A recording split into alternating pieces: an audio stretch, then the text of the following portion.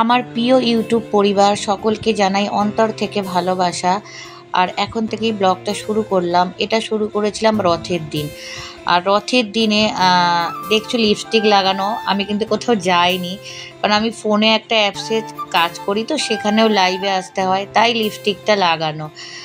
তা এই কারণেই। আর দেখো সন্ধ্যাবেলায় এখন চায়ের কাপ কম হতে হতে কতটা কম হয়ে গেছে। আমি আর বান্টি, আর একটা সময় ছিল আমার বাড়িতে কত কাপ সাজানো হতো, সবাই মিলে চা খাওয়া, আড্ডা দেওয়া। এটা তোমাদের দাদা ভাইয়েরই মানে ইচ্ছায় আমরা সবাই চা খাওয়া শিখেছিলাম। আর আজ কমতে কমতে কমতে কমতে বান্টি আর আমি। আর একটু পাঁপড় ভাজলাম। আমি পাঁপড় খাই না, কিন্তু ভালোবাসি না, খাই না না ভালোবাসি না। তো বান্টিকে আজকে রথের দিন মা এসেছিল, মা অনেকক্ষণ ছিল। আর ঠাকুরের আসনের জায়গাটা নিশ্চয়ই একটু পরিবর্তন হয়েছে, দেখতেই পাচ্ছ। এই টেবিলটাকে না আমি এখানে উঁচুতে করে দিয়েছি, ঠাকুর একটু উঁচুতে থাকবে। আর শিব ঠাকুরটা নিচে কেন, একটু বসে পুজো করব। আর যদি টেবিল জোগাড় করতে পারি তো উঁচুতে তুলে দেব। আর অনেকেই পার্সোনাল, অনেকে বলতে আমাদের পিনাকেশ দাদা ভাইও একদিন জিজ্ঞেস করছিল, অনেকেই জিজ্ঞেস করে যে বাড়িওয়ালা বোনেরা কি আসে না? অবশ্যই আসে গো। আমাকে যারা ভালোবাসে মন থেকে সব সময়ই বাসে। তা বোন কিন্তু আসে, ছোট বোনও আসে, কিন্তু সব সময় ভিডিও করি না, কেন জানো তো? সব সময় ভিডিও করলে ওরাও কি ভাববে যে দিদির কাছে আসলেই ভিডিও করে। এটাও একটা হয় না যে সব রকম পরিস্থিতি তো আর সবসময় আসে না। তা একটু তোমাদের জন্যই কিন্তু ভিডিও করে দিলাম। বোন কিন্তু আসে, বোন সবাই আসে, জেঠু আসে, বোন আসে, সবাই আসে। তা বোনকে দেখাচ্ছিলাম, বোনও তো ঠাকুর খুব ভালোবাসে, তাই বোনকে দেখাচ্ছিলাম। আর এই সব মিলিয়েই একটু একটু করে ভিডিও তোমাদের জন্য তুলে রেখেছি। আর কি বলো তো, এখন ভিডিও করা হয় না এমনটা নয় যে সংসারের কাজের জন্য, সংসারের কাজ তো করি। আর আমার অসুবিধা হয় না, কারণ আমি খুব ছোট্ট থেকে সংসারের কাজ করতাম, সংসারের দায়িত্ব আমার কাঁধে এসে পড়েছিল। যেহেতু আমার মা চাকরি করত, সেই জন্য সংসারের কাজের ভয়টা আমি পাই না। আমার সংসারের কাজটা কোনো ব্যাপার না, আমার হচ্ছে ফোনে একটা অ্যাপসের কাজ করি, সেখানে আমাকে অনেক সময় দিতে হয় তার জন্য, কারণ ওটাই আমার একমাত্র রোজগারের এখন পথ। তা সেই জন্যই কিন্তু আমাকে ফোনের মধ্যেই থাকতে হয়। তা সেই কারণে ভিডিওটা ঠিকঠাক বানানো হয়ে ওঠে না। সংসারের কাজকর্ম তো থাকবেই, আগেও ছিল। আজ নয়, দাদাভাই গেছে এই 9 মাস, তার আগে তো এই যে কোন ছোট্টবেলা থেকে সংসারের হাল ধরেছি।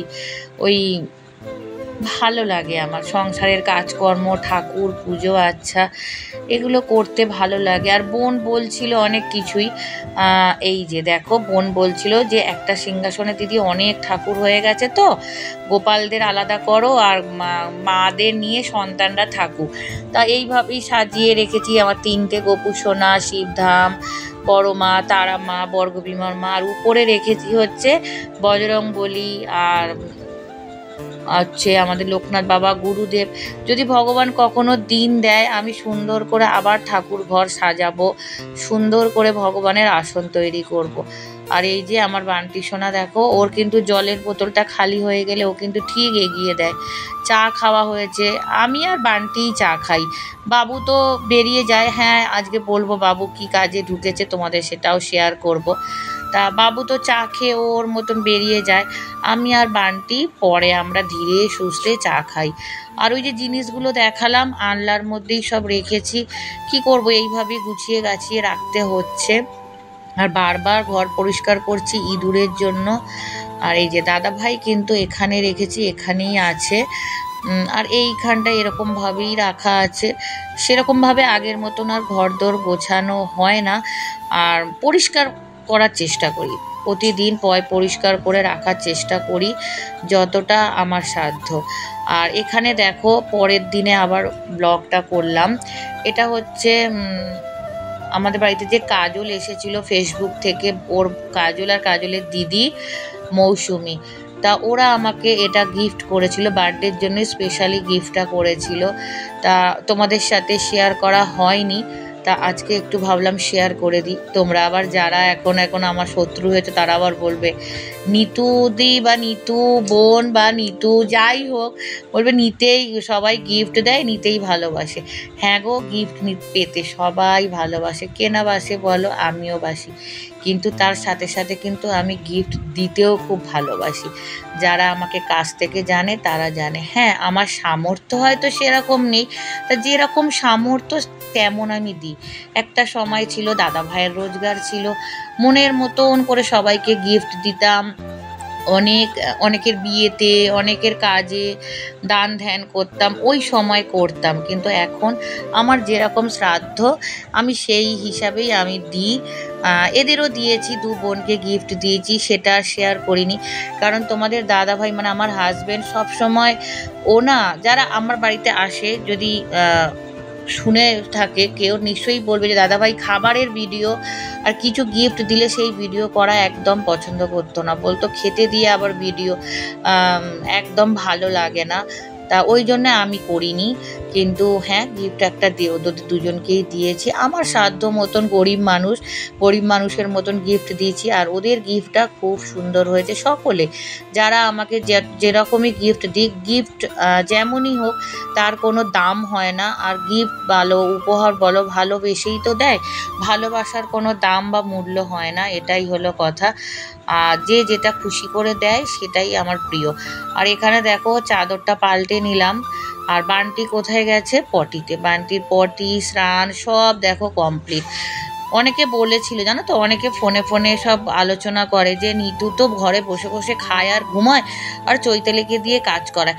তা তাদের বলি, তাদের তো ছেলে মেয়ে, মানে ছেলে তো বাইরে চাকরি করে, স্বামীর রোজগারে খাচ্ছে, বয়স হয়ে গেছে, আর তারা আর কি বুঝবে বলো? এরকম একটা প্রতিবন্ধী ছেলে নিয়ে তাদের কপালে যদি থাকতো আশা করি বুঝতো। তাই আমাকে নিয়ে এত আলোচনা তাদের। তা তাদের জন্যই বলে রাখি যে নিতুর চৈতালি চলে গেছে, এখন কিন্তু নিতুর ঘরের কাজও হচ্ছে, নিতুর ছেলে পটিও করছে, নিতুদির ছেলে চানও করছে, সব করছে।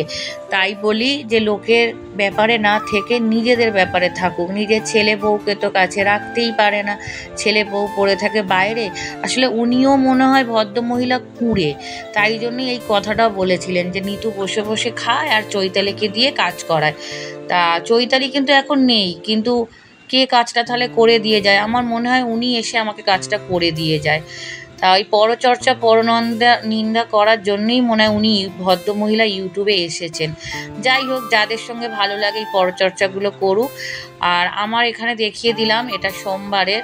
আমার কিন্তু পুজো হয়ে গেছে। আর বিকালে আর আজকে জানো তো আমার চান করতে অনেক দেরি। কেন জানো তো?